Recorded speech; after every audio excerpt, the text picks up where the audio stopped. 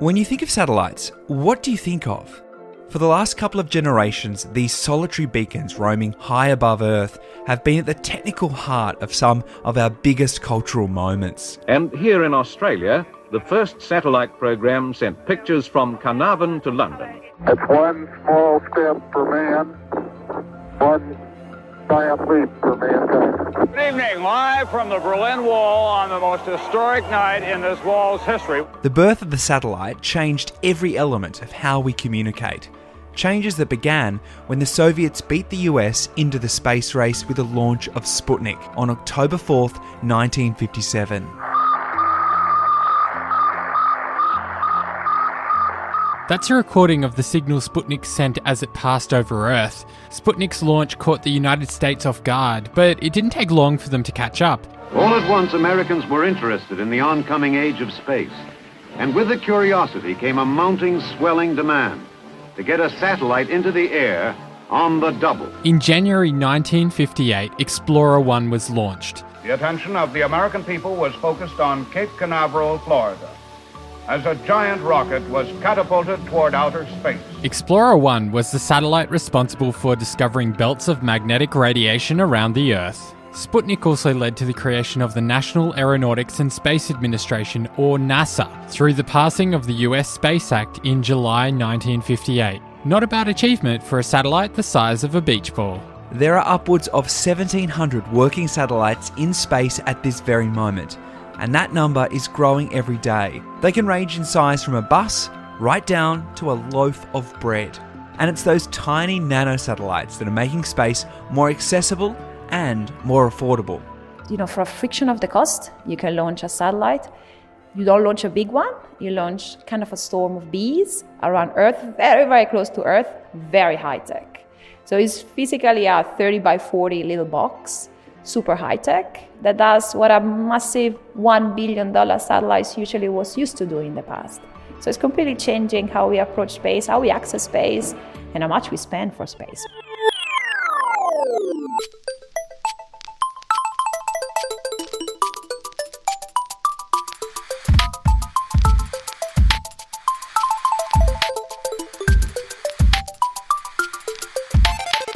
Welcome to Moonshot, the show exploring the world's biggest moonshot ideas and the people making them happen.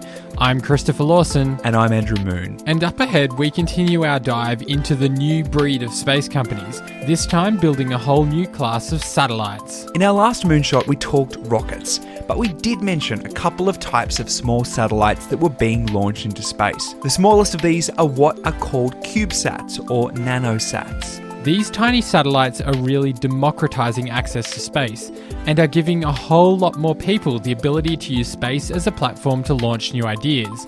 So in this Moonshot, we meet an entrepreneur who is building a whole constellation of nanosatellites to power the Internet of Things.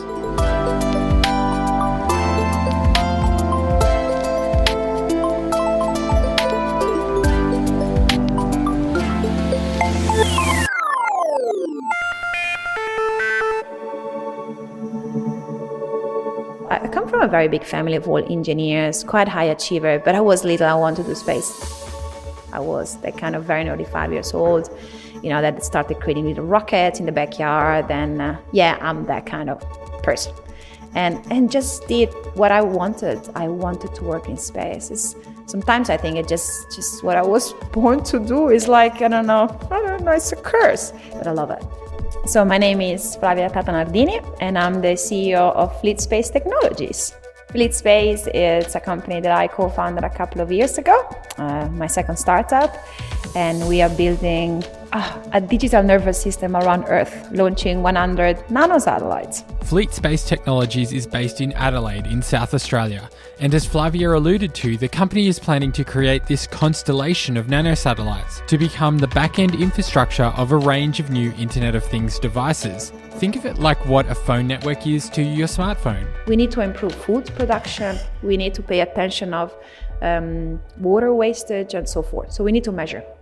So there are a lot of industry from agri-tech, environmental, even in the shipping industry, and we waste something like 50% of our food in supply chains that they finally want to measure.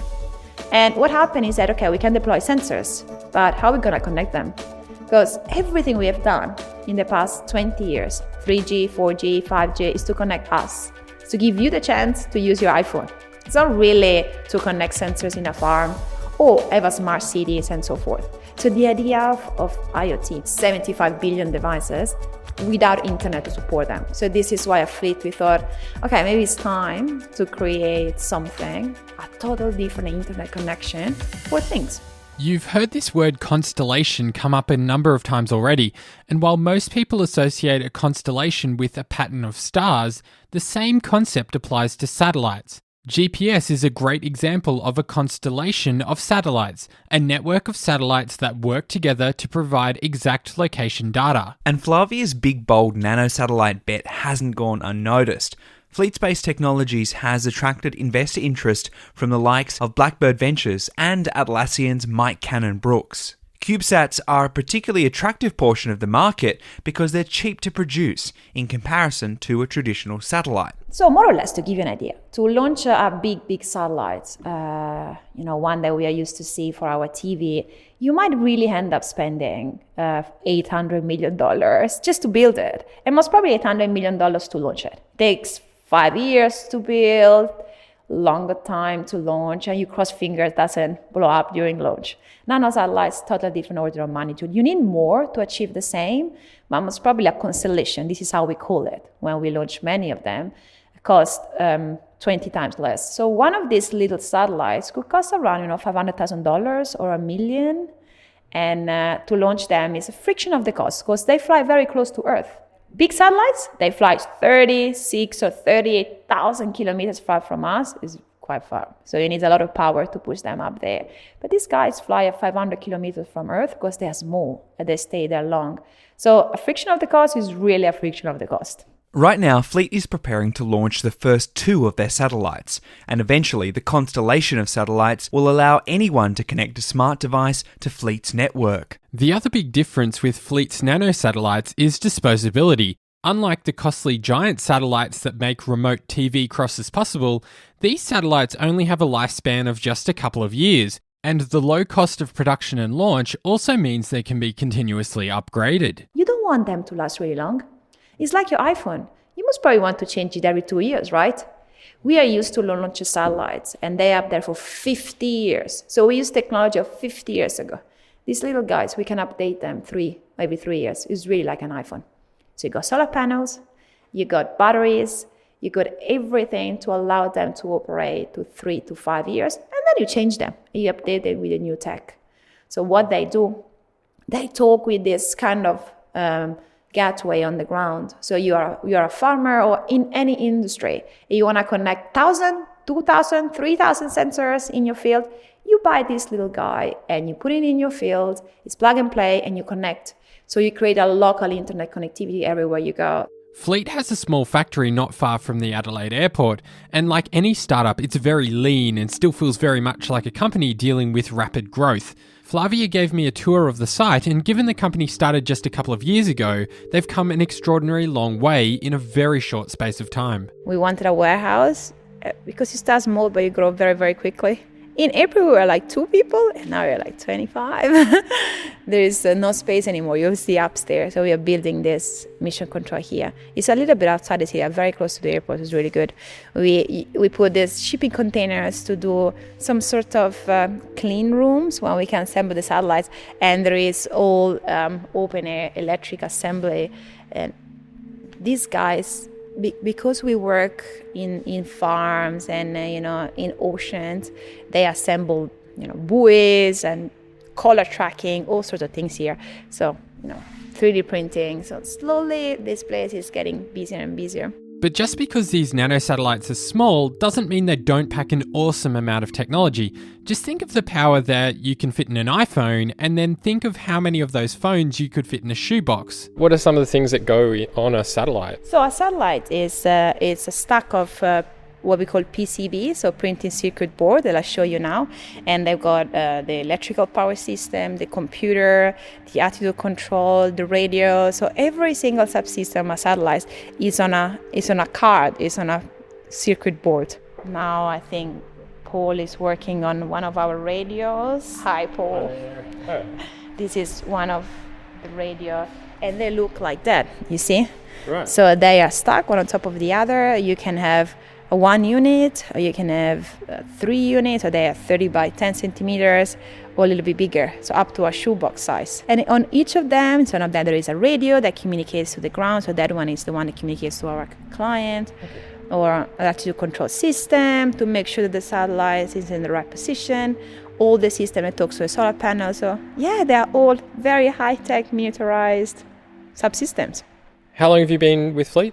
I'm actually in here as a contractor to develop the software that's talking between the radio transmission module and the small onboard computer, and its job is to actually communicate with the ground station and transfer data, and we're translating the data we're given into standard internet protocols.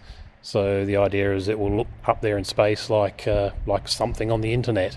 And is that sort of like a fairly complex thing to sort of like decode that data that you're dealing with? The data itself, not so much. The trickiness comes into the fact that when, of course, the satellite's orbiting the Earth, you are continuously losing contact and then gaining contact with the various ground stations during the orbit. So the tricky part there is to actually make sure that you don't lose any data in those gaps.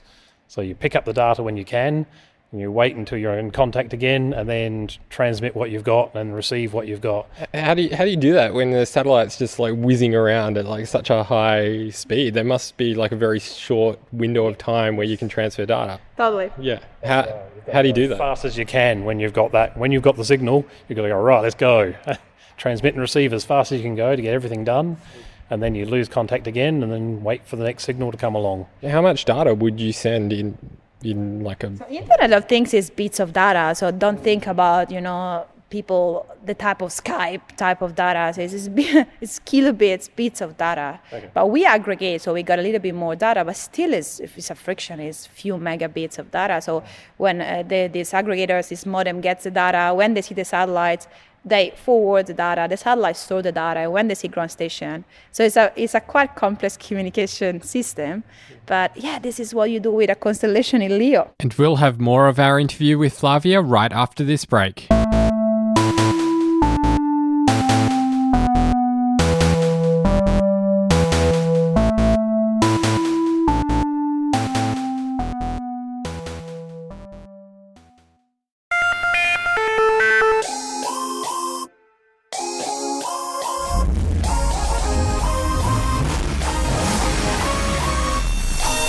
Now, before the break, we were talking with Flavia Tata Nardini from Fleet Space Technologies about the work the company is doing to launch a constellation of nano-satellites into space. And as Flavia explained, Fleet is planning to use that constellation to build a whole new backbone network for remote IoT devices.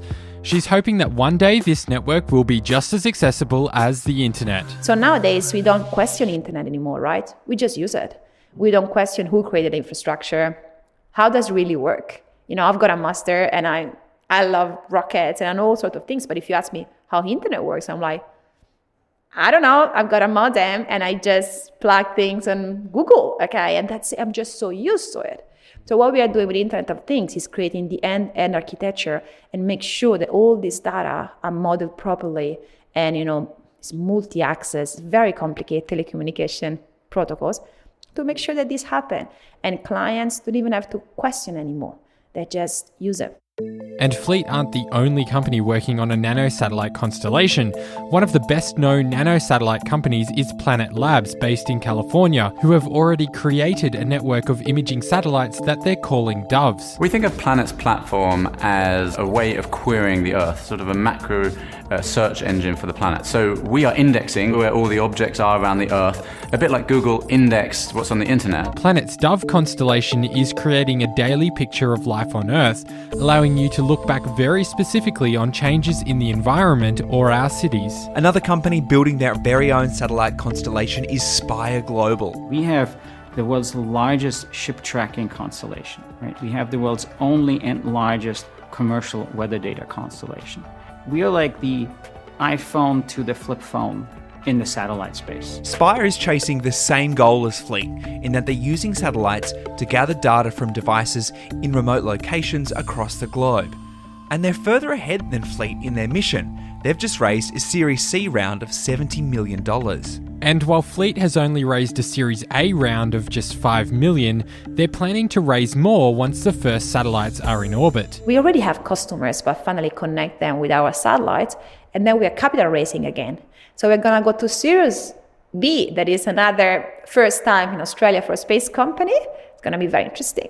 And I think we will make it because Fleet is doing really, really well. I built satellites in the past, I've launched satellites, I'm a rocket scientist, but this is not all about satellites. This is about a very massive new market that we need to understand what customer really wants. We need to understand what they need. Flavia hopes to have Fleet's full constellation of satellites in low Earth orbit by 2021. And with all those satellites comes data.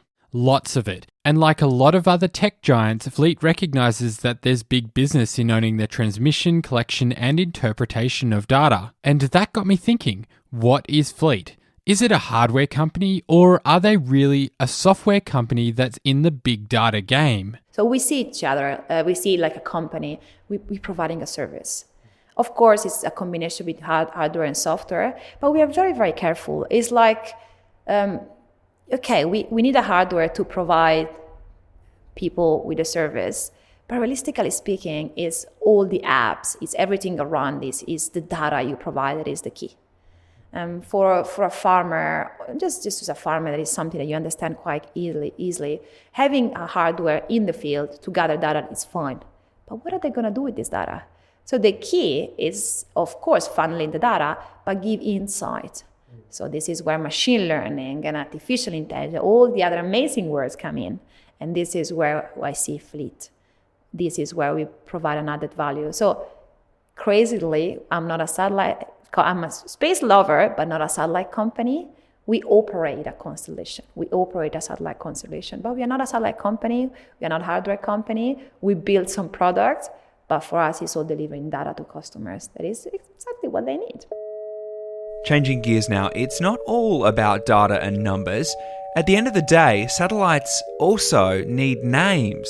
Planet Labs has the doves, Spire has lemurs, and Fleet? So they're called actually Centauri. They're all called Centauri. Centauri is one of the constellations in the sky. One far, but not far enough that we cannot reach it. So they're called Centauri 1 and Centauri 2. So the idea is every of them will have Centauri name. So C1 and C2 are going online soon. And I really hope that very soon there will be a nice C98 is coming online. I hope so. It means that we are doing really well. You know, we can't talk about space and not talk about what Elon is doing. And obviously he sees this vision of going to Mars, and he's talked about this, you know, sending humans to Mars by around sort of like 2025-ish. NASA wants to send them by 2032, I think is their goal. What does all this sort of investment in going further than Earth's, you know, orbit and going to like the moon and then going to Mars, what does that mean for you as a company and also you personally? Like, how does that inspire you and what you're doing? I'm a big fan of Elon. If he wants to do something, he will do it. So what he's trying to show the community is that there is a commercial investment to going outside from Earth. It's a very big sentence, commercial investment to go to Mars or to the moon. He will do it anyway, and it will create an opportunity around him. What it means is that companies like us or many other companies will need to create, not for him, but let's say around him, okay, the infrastructure necessary for people to live on Mars. When I say infrastructure, I say everything like telecommunications, weather monitoring around Mars, everything on the planet. There's so many, power, electricity, so much infrastructure that will be required. Elon will not do it all. He's opening the path because he's bold and he doesn't care. We love him for this, okay? He's opening the path and say, I can do this, I'll show you, but it will require infrastructure around you. So the best visionary will be people, and of course I want to go to Mars, of course I want to put an IoT constellation around Mars, so don't worry, this is going to be my next constellation, of course, because that's exactly what we have to do. And it's hard now for investors. Some of them are very smart and they see it, but it's hard for them to justify who's going to pay for it. But slowly, when he's going to start building a city and people will start building satellites for communication, slowly there's going to be an investment opportunity. It's going to be 10 years. It's not going to be like 8 years. It's going to happen very, very soon. So you will see, I read an article that say that entrepreneurs will become astropreneur. They're changing even a name. So entrepreneur for the astro. This is what we do. And this is what we have to do. You know, I always make the joke that Elon does a lot of things to help Earth, you know, with Tesla, with the power, with everything he does, but he's got an escape plan, you know, to bring us all to Mars if something goes wrong. And this is what we want to do as well, and provide him. I really hope Fleet will be the first telecommunication company in space, you know, to give telecommunication to the other planets. I love your posters on the wall. Posters are nice, eh? Can you just describe what's on the... So there are two Mars posters here, and both of them have got 2 rockets that are about to take off from Mars. I love how both of them are similar rockets, so they look like SpaceX rockets, so they land on themselves, okay, and they go up. That makes me laugh a bit, but it's all red. You know what I like about Mars? That looks like South Australian desert. So you could easily do a simulation of a Mars landing in South Australia and no one will notice the difference. So the poster looks very red to give an idea. And of course there are people on Mars. What I found fascinating is that in one there is also a rover going around, and on the other one, and there are people hugging, and it's just the future, isn't it? And it's gonna happen way soon. Sometimes, you know, I think that my girls, I got a 5-year-old and a 3-year-old, they will most probably in 20 years choose to go on holiday on Mars. It's gonna be good fun. Are they fascinated? Oh yeah, they are. Yeah. A couple of months ago, I did a TED talk, a TEDx talk in Adelaide about Mars and going to Mars.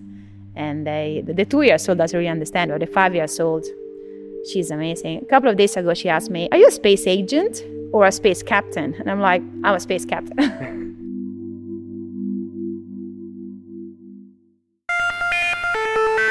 Thanks for joining us on another episode of Moonshot as we explore the future that's about to happen.